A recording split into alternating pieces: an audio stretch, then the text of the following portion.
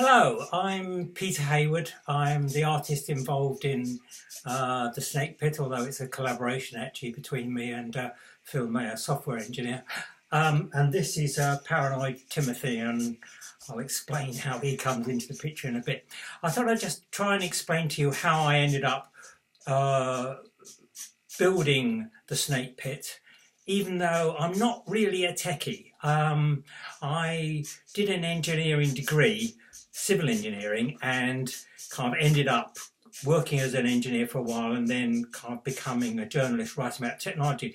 But I never ever did any electronics, and the amount of kind of software programming stuff I did was sort of pretty minimal and a long time ago. Anyhow, at Plymouth College of Art, I was kind of messing about with movement and trying to use movement as a way of expressing artistic ideas.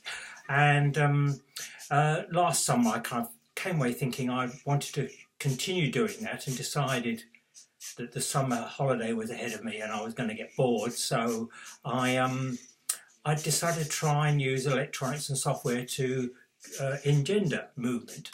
So I ended up buying this a kit, Arduino kit, which is all about getting sensors and actuators to work together to form what are called microcontrollers. So in the Snake Pit, the sensors are thousands of pressure pads on the floor, and the actuators are all the little motors in the snakes moving the snakes.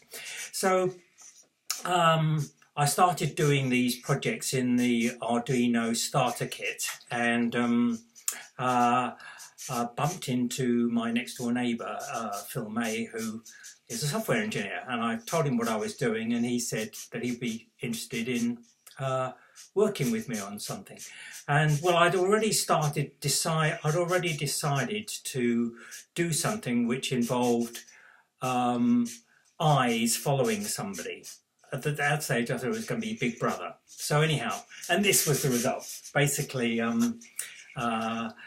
Phil May wrote some really good software, and so that it ended up not being like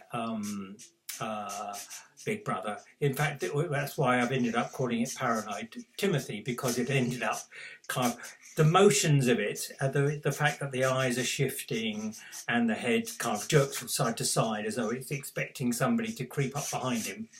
By the way, it works. See, it works. Made it look paranoid, and it made me realise how movement can really engender character. And so anyhow, next thing was I noticed a call for proposals for an organisation in Cambridge called Collusion, and they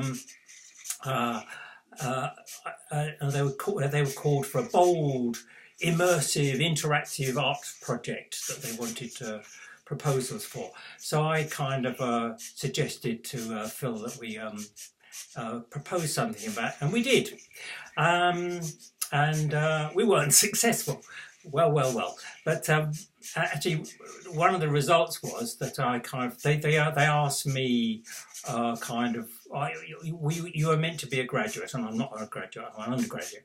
So so I asked them whether it was still all right for me to submit something. They said it would be, as long as I didn't, it didn't interfere with my college work. So I asked my tutor, and she said, well, why don't you do the whole thing as a prototype?